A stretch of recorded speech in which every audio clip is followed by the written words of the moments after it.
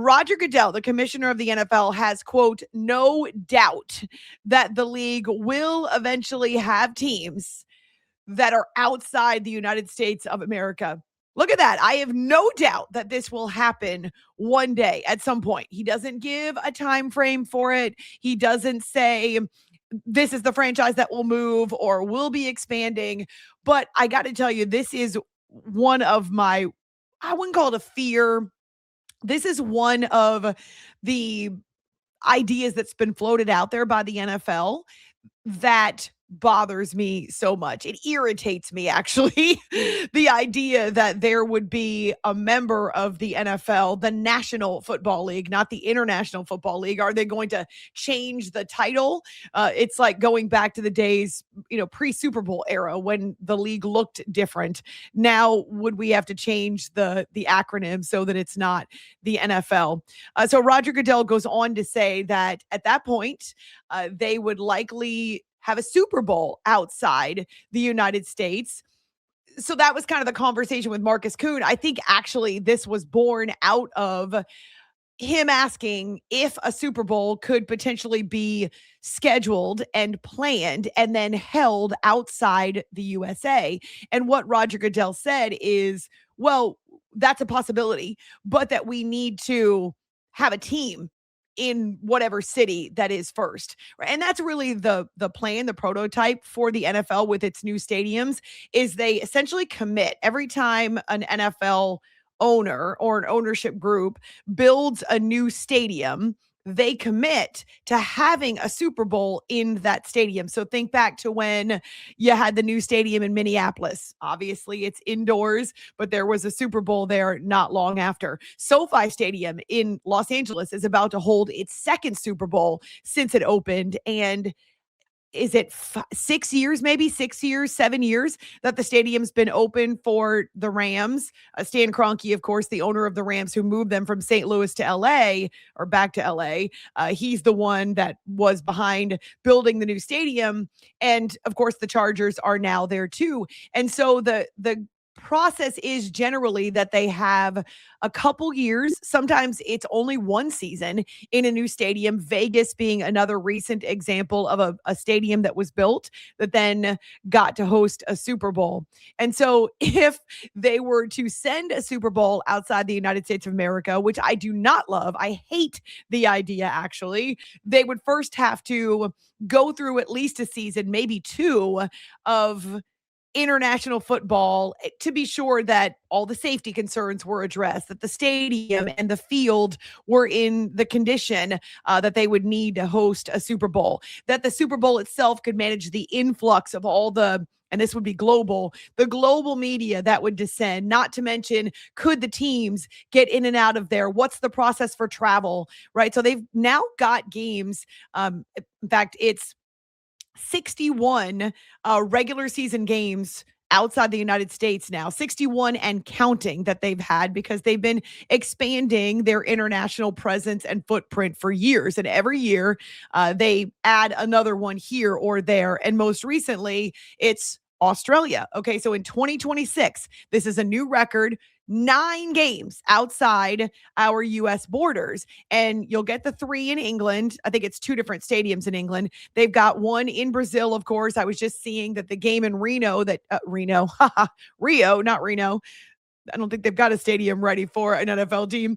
But the game in Rio, which is late in September, they were just announcing the entertainment, both the national anthem and the halftime performances. So they make these a huge show. France, Spain, Germany, Mexico, and now Australia. And it's become a big deal. Not only are these games making money locally, so think about how a Super Bowl lands in a city in the US and there's a ton of money to be made, not only because of the influx of people that stay in hotels and eat in restaurants, but also the vendors that show up and the corporate partners that are there. So the Super Bowl is big business and huge revenue for any city that hosts that Super Bowl, which is why you've got the bids and the Super Bowls that they're plotted out like 5 to 6 years in advance so that these cities can start to get ready, so that they can make sure that the infrastructure is there. Then you're talking about vendors and parking and all of the various ways that we as humans settle in when we travel to a particular spot for a week. So it's big business. We're talking about millions and millions of dollars in revenue for a city that hosts a Super Bowl. But there's a lot of logistics that have to be taken care of as well. And so I understand why he's saying what he says is that if we're ever to do a Super Bowl outside the United States, which I hate because it's our league and the rest of the world has got their soccer, which is their football, but this is our sport.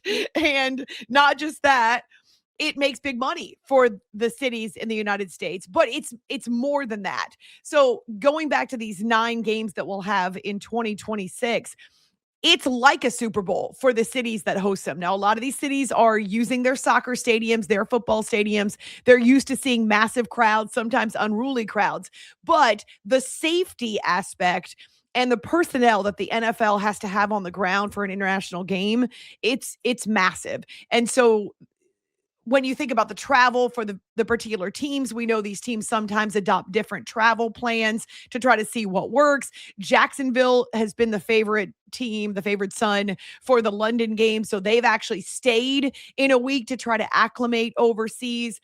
And it's a neat travel experience, of course. Now, it's local. There's a lot of buzz and energy to get to host an NFL game, but there's also a lot of people that travel and make these international destinations.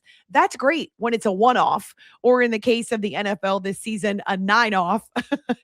But the challenge is when you have one team or two teams, or what, are you going to move a whole division overseas to England? Because that's the most likely spot, right? It's actually a shorter plane trip to fly from, say, New York or DC, one of those cities in the Northeast along the Atlantic Ocean. It's a quicker hop in a plane. It's a quicker hop to go across the pond to England than it is to go cross country from, say, New England to Arizona or New England to LA.